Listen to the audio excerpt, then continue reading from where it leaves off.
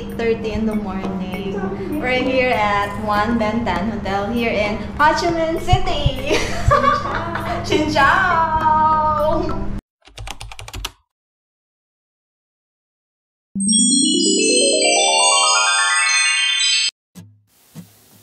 Hi mga Beshi! Welcome to my vlog! I'm sharing to you some of the clips that we had on our recent travel in Vietnam and Cambodia.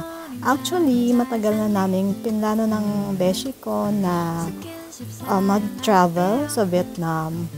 Kaya lang, ngayon lang nagka-time this year 2024.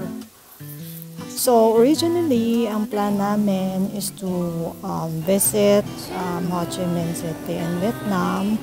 But since naisip namin na malapit din ito sa Cambodia, so, in the last minute, dinagdag namin ang Cambodia sa aming itinerary.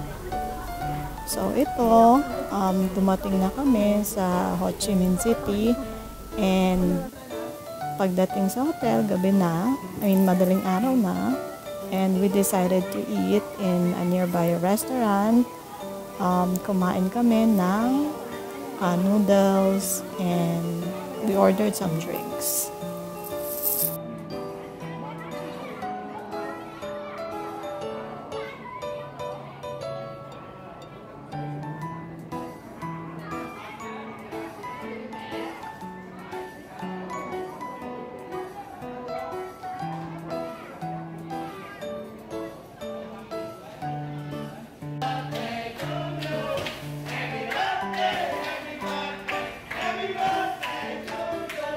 At ito naman mga Beshi, merong my birthday na customer sa restaurant. So pag may birthday, ewan ko may pa-firework, palusi.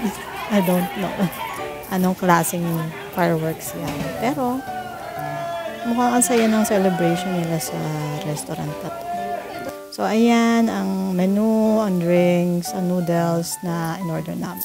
Xin chào Vietnam! We're here in the One Ben Tan Hotel here in Ho Chi Minh City. We're going to Tan Dao Park. Tao Dan Park. Nabulol pa ang beshi nyo. So, ito naman ang lobby ng One Ben Tan Hotel kung saan kami nag-check-in. Simple lang pero malinis. Siyempre, at dahil out of the country kami ng aking beshi, hindi mawawala ang pagrampa at pag-aura. So, ito na yon. Bumisita kasi kami dito sa Vietnam bago mag-Tet. So, ang Tet ay either second week or third week ng February every year. I'm not sure exactly kung tama, pero pumunta kami sa Vietnam like last week ng January. And of course, dahil nagpe-prepare ang mga tao doon for Tet, ang daming decoration na nakalagay sa streets nila. And isa to sa mga decoration na makikita mo sa street. Malaking influence sa kanila ng Chinese. Kaya nagse-celebrate din sila ng Chinese New Year, but they call it as Tet. So mga beshi, ang ganda ng decors. And dito rin sa Vietnam, makakita ka ng madaming parks, and ang dami rin ang puno nila, although city sila, pero napaka-green ng kanilang country. And ang mga flowers nila ang gaganda. Ma-witness nyo yun kapag pumunta kayo dito. So, ayan ang aking beshi. It's her time to make aura. Kita nyo naman. Ayan, ang decor nila sa kanilang streets. Of course, very obvious naman kapag pumunta kayo sa Vietnam, ang mode of transportation na very common sa kanila is yung motorcycle. Note lang mga beshi, kapag pumunta kayo dito, kapag naglalakad-lakad kayo sa sidewalk, be careful kasi minsan dumadaan yung mga motorcycle sa sidewalk. So, yun lang, tip lang. Pero ganun pa man, hindi yun ang reason para hindi kami mag-enjoy sa Vietnam. Actually, we find it unique in this country kasi instead of using cars like in the Philippines, no, na-avoid ang traffic because motorcycles nga ang gamit nila. And also, na-experience namin one time when we are crossing the street, nalaglag yung sombrero ng beshi ko. And napaka-modest nila, yung isang driver uminto pa para pulutin yung hat ng aking beshi and binalik sa kanya. So, all of the people here, or maybe mostly of the people, are very nice and kind talaga. They're respectful and helpful. One thing na nagustuhan din namin dito sa Vietnam. So yan, ito na, nakarating na kami sa Tao Dan Park. As you can see naman, napaka-ganda ng park na to. Ang daming plants. Wow! Ayan. Aura-aura na tayo. Aura to the max.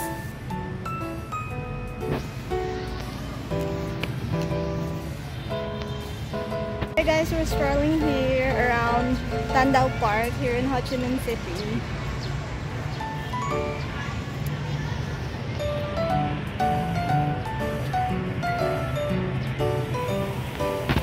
Ayan, perfect ang lighting. So ayan, nag-picture-picture na kami at nag-video-video ng aking beshi.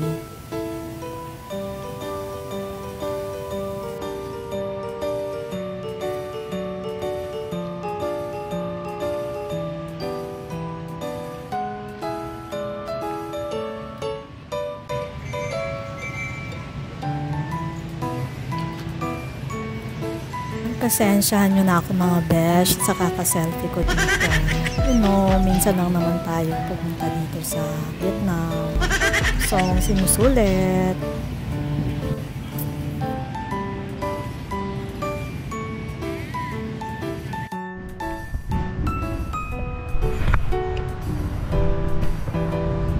So, ito yung half ng Tao Dan Park. Yung other half naman, kailangan yung mag-cross ng street sa kabila. Yun ay yung part na merong mga flowers and merong fountain. And may parang facade ng Chinese temple.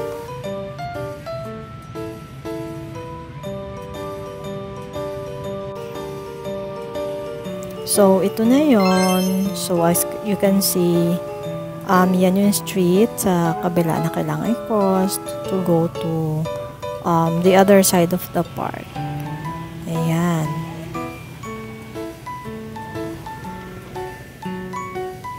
Ayan yung sinasabi ko, mga flowers.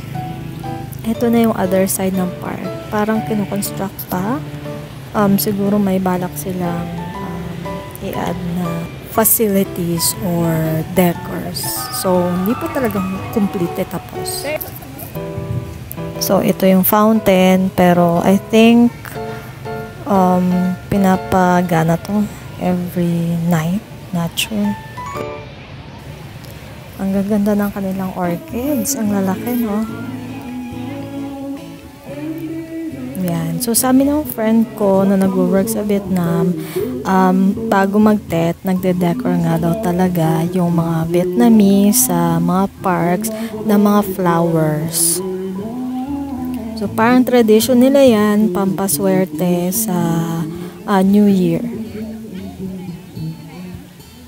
Ayan yung fountain. So, parang ito lang yung fountain na nakabukas nung time na pumunta kami. Meron ding band na tumutugtog dyan sa park. So, parang napaka-romantic ng place. So as you can see, may mga girls at my back no na naka-traditional dress ng Vietnam. Ang tawag dyan ay Ao Dai. Yan ang sinusuot nila tuwing Chinese New Year, pampaswerte. Then pagkatapos naming bumisita sa Tao Dan Park, naglakad naman kami papuntang cafe. Ito yung cafe na nakita ko online na merong magandang view. Ang pangalan ng cafe ay Auguda Coffee.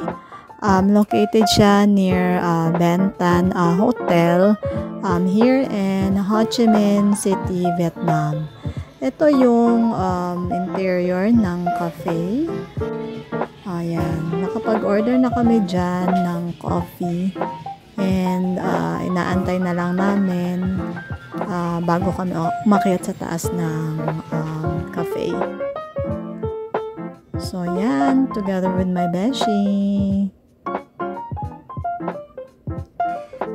Ang kagandahan dito sa Vietnam is in every corner of the streets talagang merong coffee shop.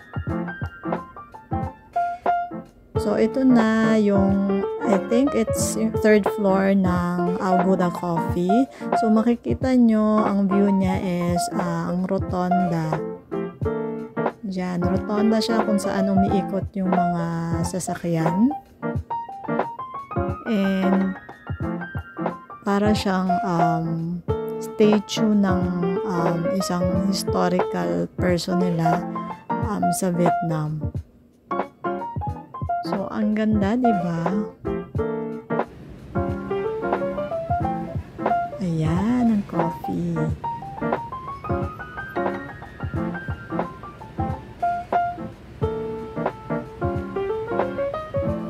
Nakita ko lang tong cafe na to, nalaman ko to online. Nag-search ako via Google. So, kaya namin tinagdag to sa itinerary dahil sa magandang view and Instagrammable.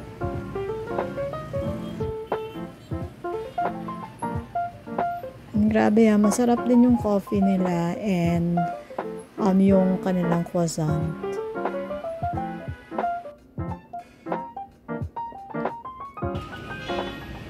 So ang Vietnam naman, during our travel nalaman ko na second siya sa Brazil na number 1 exporter ng coffee in the world. So imagine niyo second. So meaning ang dami-dami talagang coffee sa plantation nila. And take note, every corner ng Vietnam talagang lahat coffee shop. So coffee shop, kung dito milk tea ang sikat, sa Vietnam, ang sikat ay mga coffee shop, kape, besh, kape.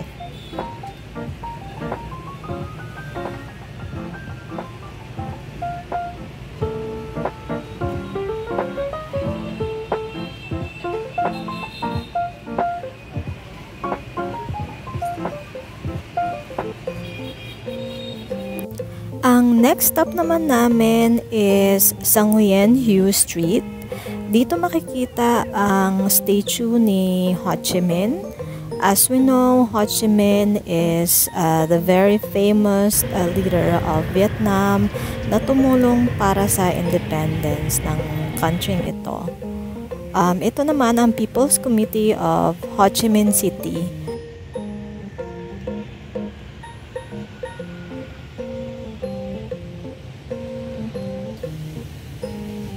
Ang cute. Very colorful. At ito, nagsiselfie ang aking beshi. Grabe yung mga flowers nila dito sa Vietnam, mga besh. As in, never ako nakakita na lantang flower sa parks nila. Kahit lantang plant. Makikita mo talaga na talagang nourished yung plants nila or flowers nila with water. And talagang nami-maintain ang mga parks nila. Video ba to?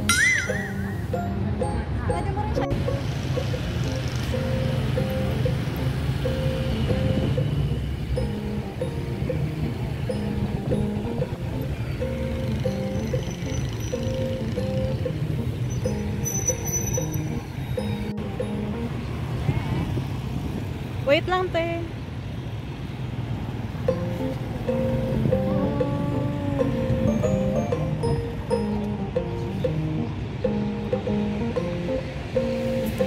Amazed na amazed talaga ako kung paano ni landscape yung mga flowers na to and yung color combination ng flowers.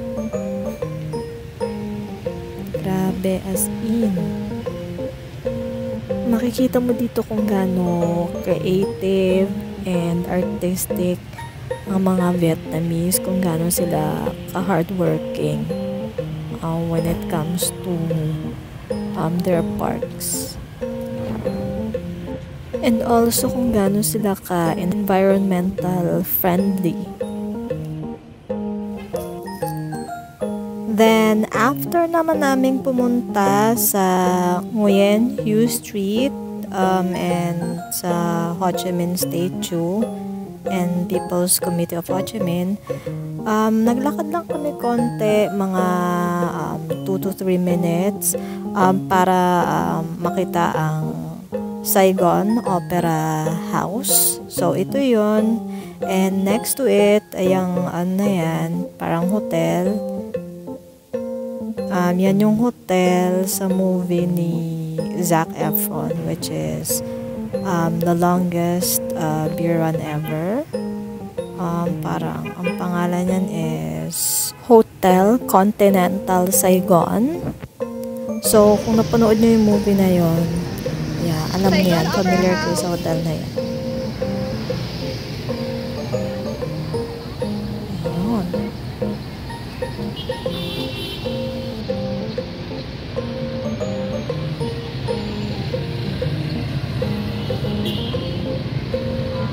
Louis Vuitton. Hotel Continental Saigon from Zac Efron's movie.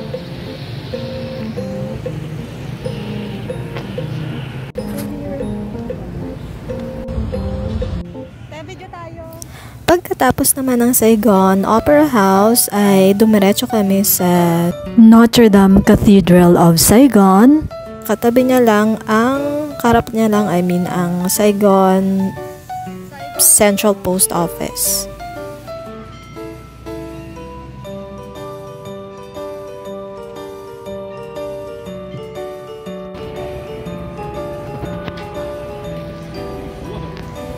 Based sa nabasa ko online, ang nangyari daw dito sa Notre Dame Church ng Ho Chi Minh City is nasunog daw ito like around 5 to 6 years ago. So up to now, nire-reconstruct pa rin at hindi pa rin siya tapos.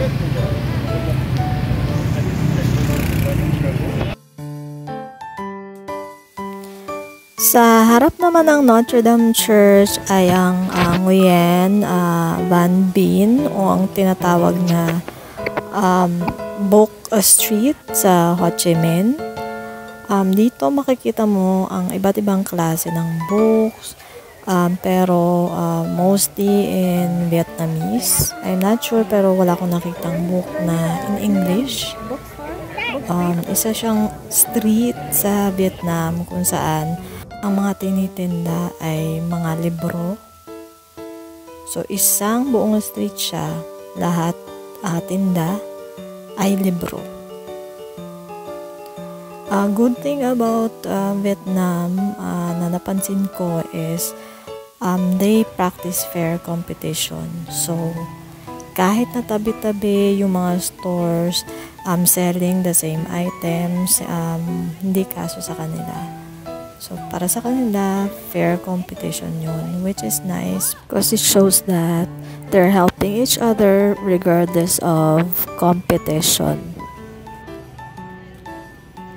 Ito pang nakakatuwa mga besh, habang naglalakad-lakad kami sa Nguyen Van Binh Book Street, bigla akong nakasalubong yung kaibigan ko na kinuwento ko earlier na nagtatrabaho nga sa Vietnam.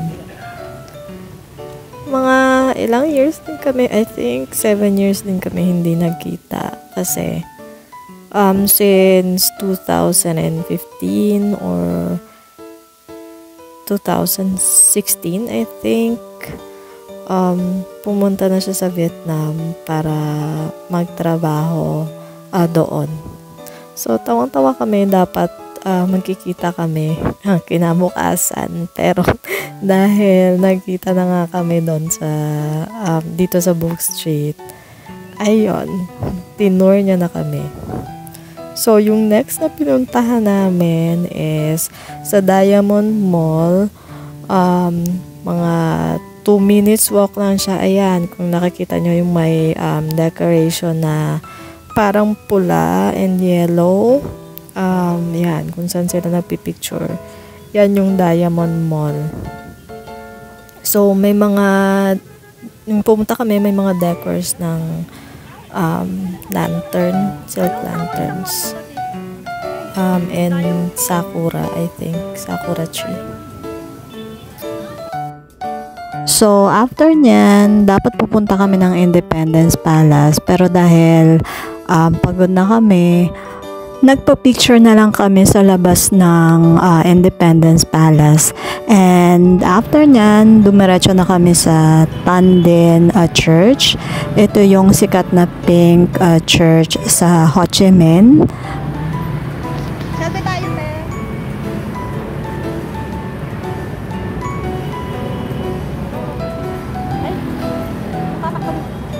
And sa kabilang side niyan, malapit is yung Kong Cafe. Na-recommend to ng friend ko na magandang coffee shop. Sikat siya sa buong Vietnam. Isa siya sa oldest coffee shop in Vietnam. So mga besh, after namin pumunta ng Tan Dinh Church, dumiretso na kami sa hotel para mag-prepare at na umalis papuntang airport, papuntang Da Nang. So ang flight namin yan sa Da Nang is around, I think, 9 p.m. And kinabukasan, after namin dumating sa Da Nang, meron kaming day tour papuntang Marble Mountain and Hoi An Village. So, until next time, mga beshi, if you like my video, kindly hit subscribe and like button. Thank you so much, and see you on my next vlog.